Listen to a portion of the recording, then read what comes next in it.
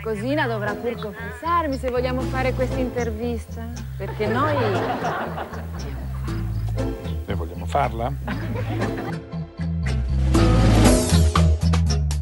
È tutto a posto, non c'è alcun problema. Campanello, caffè! Roberto, cosa? Cristina, la svedese! Ma che bella sorpresa! Ma tutto per me, ma che ci fai in Italia? Sono venuta a trovare mia figlia. Meno male! Tu com'è andato in America? Lei come mi trovi? Sta bene? Benissimo. Meno male! Vieni qua. There was a man on the roof. He might throw a grenade into the Prime Minister's compartment or blow up the whole train. We have to catch him first.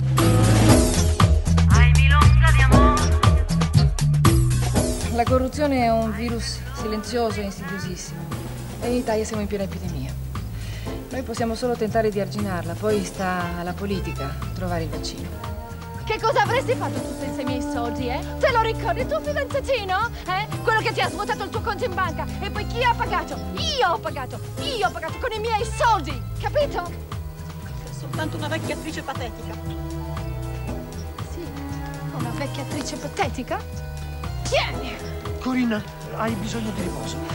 Oh, please, Eddie, come on! Togliti dai piedi tu! Io ti odio, mamma! Mi odi? Ma non abbiamo visto questi? Questi sono miei! Da ora in poi tu non avrai più un centesimo da me, capito? E per dire la verità mi sento un po' responsabile per quello che è successo. Un suo vigore emotivo, oserei dire Sensuale. È stata una serata molto carina. È solo che per un istante ho perso il controllo. Ogni tanto scoppio a piangere e non riesco a trattenermi. Cristina!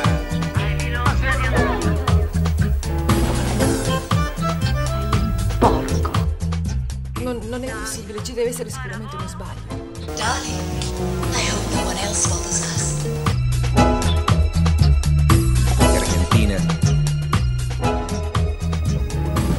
Lo sai. Arrivederci, grazie.